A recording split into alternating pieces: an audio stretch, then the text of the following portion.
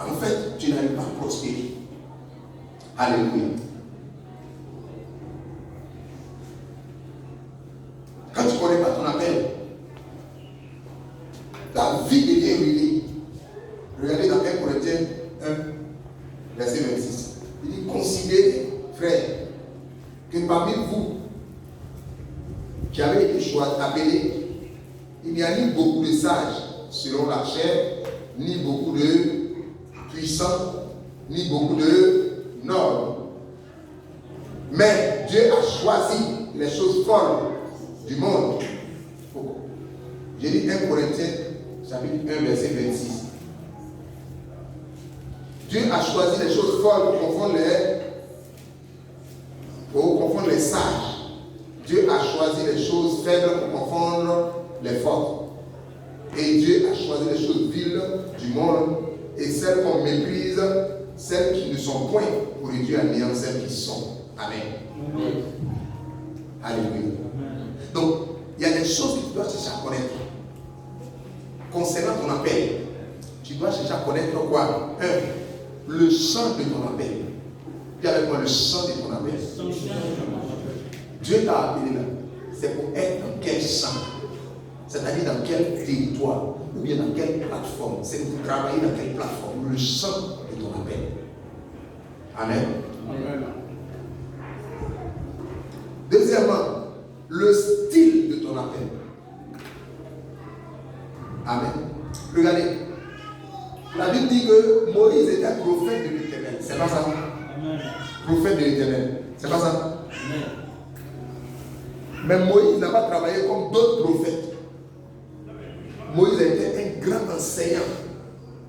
Moïse a été un grand libérateur. Amen. Amen. Le style prophétique de Moïse n'est pas le même style de prophétique que le style d'Élisée, ni le style d'Élie. Moïse a bâti la loi. Moïse a bâti la société d'Israël. Moïse était prophète de l'Éternel. Amen. Jérémie était prophète de l'Éternel. Amen. Mais il n'avait pas le même charisme. Il n'avait pas le même style. Alléluia. Élie était prophète. Mais Élie avait son style. Élie là, il n'avait pas de famille. Élie n'avait pas d'amis. Si Dieu devait frapper quelqu'un, Élie passera son temps à faire dire Dieu, il ne faut pas le frapper. Élie met les premiers à envoyer le feu sur ta tête. Amen. Si tu fais erreur, tu lui parles d'une certaine manière qui n'est pas digne, il appelle le feu. Il s'en fout si tu es chrétien ou tu n'es pas chrétien. Il s'en fout si tu marches avec Dieu, tu marches pas, il s'en fout. Il envoie seulement le feu. Amen. Alléluia. Le style, tu dois connaître le style dans lequel tu opères. Il y a beaucoup de personnes. Écoutez-moi très bien. Où est le style de pastoral du pasteur Gadi Abraham? Il est différent du style pastoral du pasteur Mohamed Sanogo. Il est différent du style pastoral du pasteur Dion Hubert. Et c'est différent du style pastoral du pasteur, comment il s'appelle? Qui ça? Zacharie Adédoula. Et le pasteur comment il s'appelle? Alexandre Amazou. Amen. Il y a le style, chacun a son style. Est-ce que vous comprenez? Il faut reconnaître, il faut connaître ton style. Quel est le style que Dieu te donne? Il y a des gens qui écrivent beaucoup. Il y a des gens qui aiment beaucoup prier. Mais il y a des gens qui s'appuient sur la parole de Dieu et qui déclarent les paroles. Et puis Dieu accomplit. Il faut reconnaître quel est ton style. Il ne faut pas chercher à copier le style de quelqu'un. Amen. Ou bien même si tu copies le style de quelqu'un, c'est juste pour t'amener à rencontrer toi-même ton propre style. Il ne faut pas rester en train de chercher à faire les choses des autres. Donc, connaître son style. Connaître le type d'opération. Comment Dieu va opérer avec toi. Si Dieu t'a appelé, tu dois connaître comment lui va opérer avec toi. La Bible, il y a diversité des dons, diversité d'appels, diversité d'opérations, mais le même Dieu. Ça veut dire que Dieu opère de différentes manières. Amen. Regarde, Christ est intervenu de plusieurs manières. Quelqu'un est venu, il était aveugle. Le Seigneur a imposé les mains simplement, il a fait les déclarations, puis il est venu, il est guéri. Amen. Une autre personne était aveugle, il a pris quoi? La boue, il a mis sa salive dedans, il a fait comme ça, et puis il a dit. Une autre personne était aveugle, il lui a dit, lève-toi, va à Siloué, va te baigner dedans, puis tu vas voir. Est-ce que quelqu'un comprend? différentes manières d'opérer. Il faut chercher comment Dieu veut opérer avec toi. Il y a des gens, pour que Dieu opère, il y a une certaine manière de parler. Il commence, et puis il fait des déclarations, il fait des déclarations, il est là, et puis avec les gens qui guéris comme ça. Il y a d'autres aussi, Dieu les utilise pour ouvrir les oreilles des sourds. Il y a d'autres encore, Dieu utilise pour manifester l'onction d'une manière extraordinaire. Il y a d'autres aussi, Dieu les utilise dans le ministère de la guérison. Quand il passe, il a un ministère de guérison. Il faut savoir comment Dieu t'utilise. Même les gens, vous devez savoir comment Dieu vous utilise. Dans quel domaine Dieu vous utilise. Vous devez le connaître ça. Amen. Et puis, travailler là-dedans. Amen. Il faut aussi faire quoi? La connaissance de ton appel, c'est la connaissance de comment tu reçois de Dieu. Comment tu reçois de Dieu. Ça veut dire comment Dieu s'adresse à toi. Comment Dieu se communique avec toi. Je vous dis, aucune personne ne peut servir Dieu s'il ne reçoit de Dieu. Il faut faire quoi? De comment toi tu fais pour que Dieu te parle, pour que Dieu te communique des choses. Alléluia. Amen. Tu dois rechercher aussi dans la connaissance de ton appel. Si tu es styliste, tu dois savoir comment toi tu te places pour que Dieu te montre les modèles. Si tu es avocat, tu dois savoir comment Dieu t'utilise pour défendre les gens. Est-ce que vous comprenez? Si tu es professeur, tu dois savoir le style que Dieu, comment Dieu t'utilise pour enseigner les gens pour ça. Amen. Ensuite, tu dois reconnaître tes talents. Amen. L'orientation naturelle de ton ministère. Amen.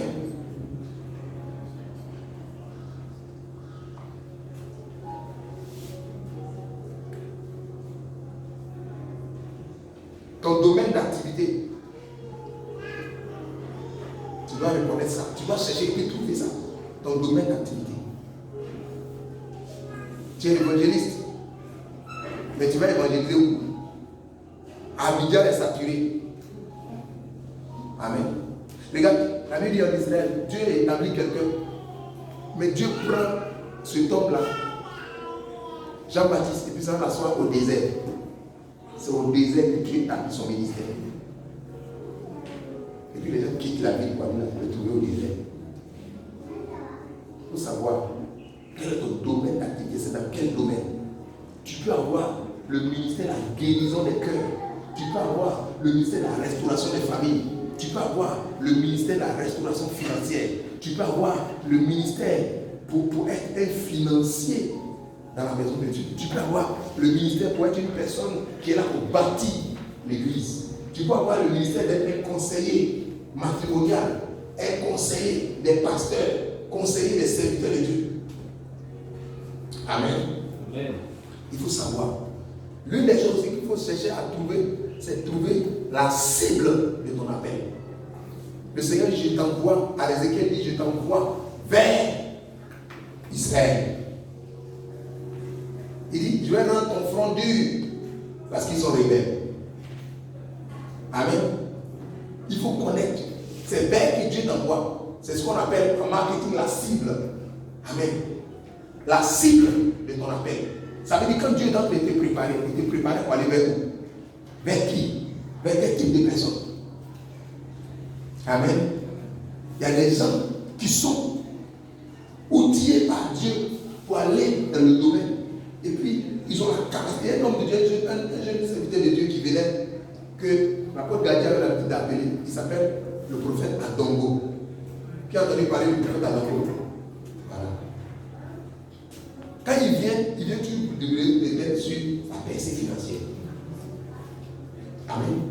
Mais au départ, quand il venait, qu'il était venu, mais ce gars-là, c'est que j'en ai besoin. Mais quand on est parti au Ghana, parmi les grands du Ghana, quand les grands du Ghana sont en train de bâtir l'église, ils appellent ce monsieur pour venir prêcher sur les principes financiers de l'église. Les gens comme l'archibishop des Cambriens, ils s'en vont chercher ce monsieur-là pour venir prêcher dans son église. Pour prêcher sur la restauration financière. Le bishop a dit Nazareth, ça va chercher cet homme-là pour venir prêcher sur la restauration financière. Dieu lui a donné sur la compte potentielle. Et qu'il prêche dedans, il déclare tous les mystères de la parole. Et puis Dieu bénit l'Église. Amen.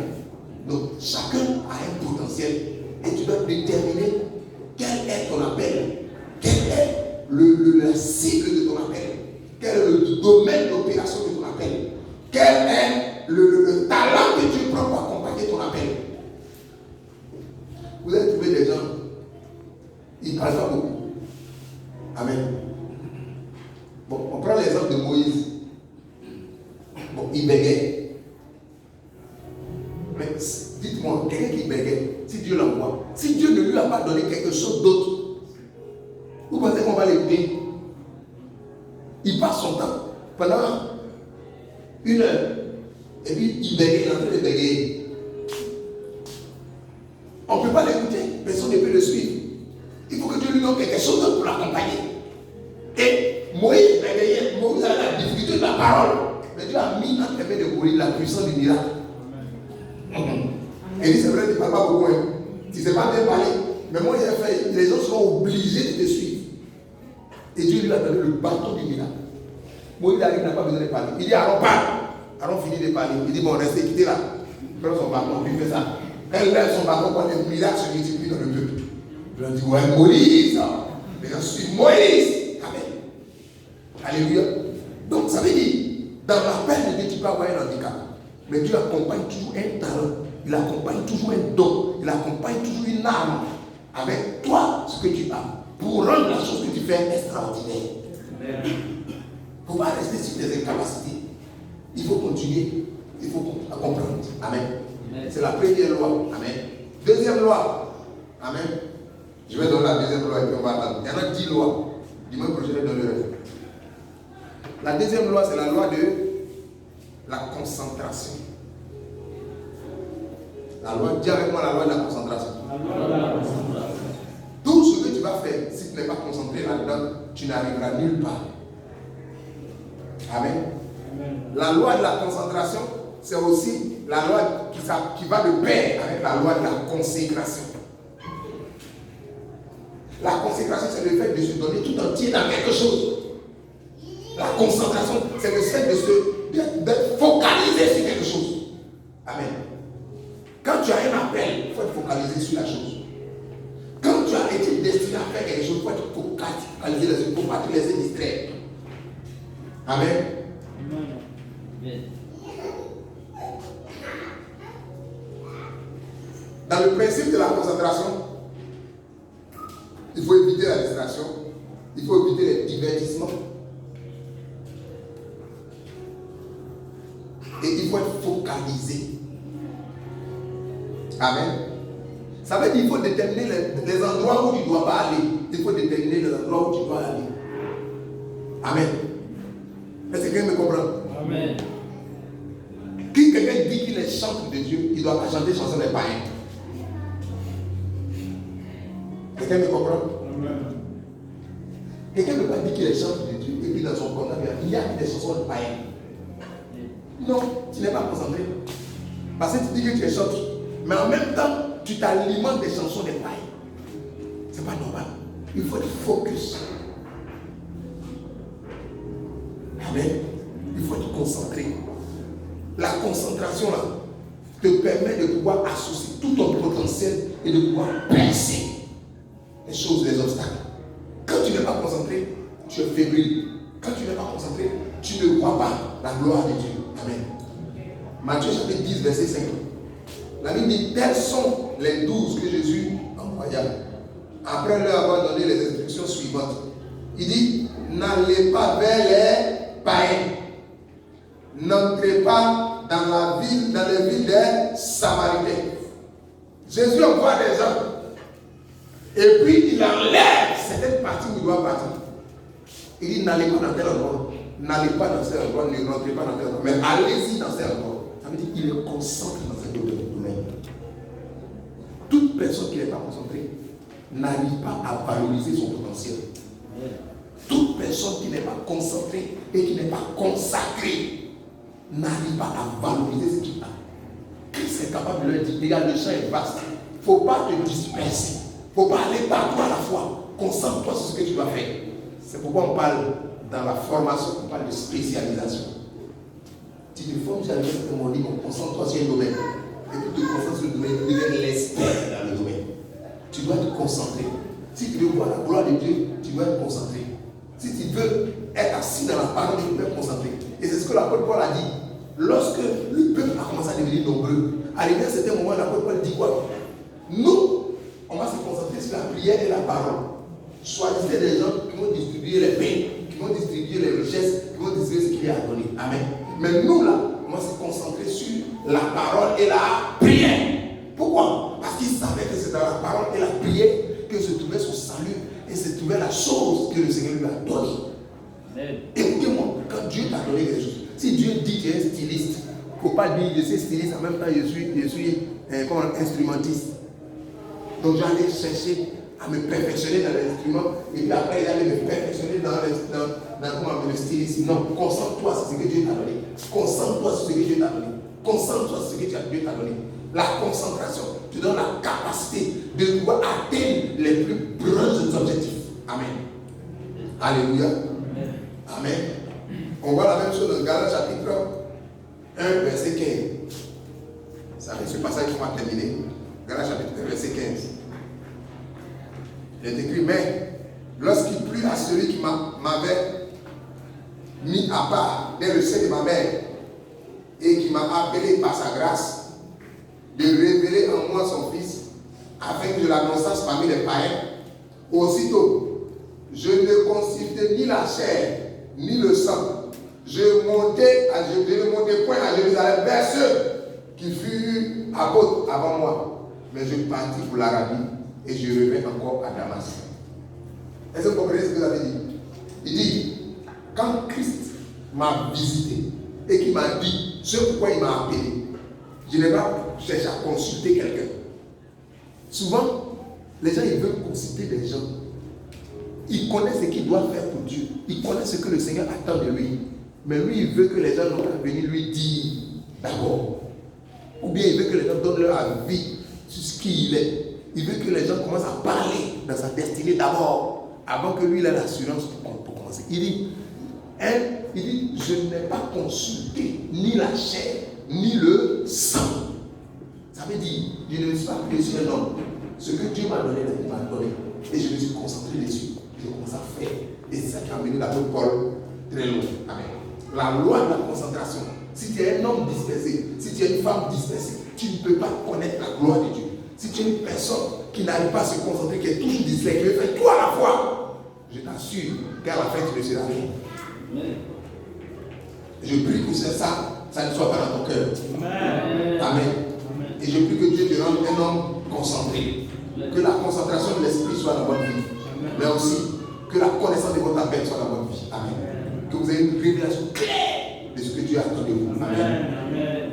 On peut prier. On va se tenir debout.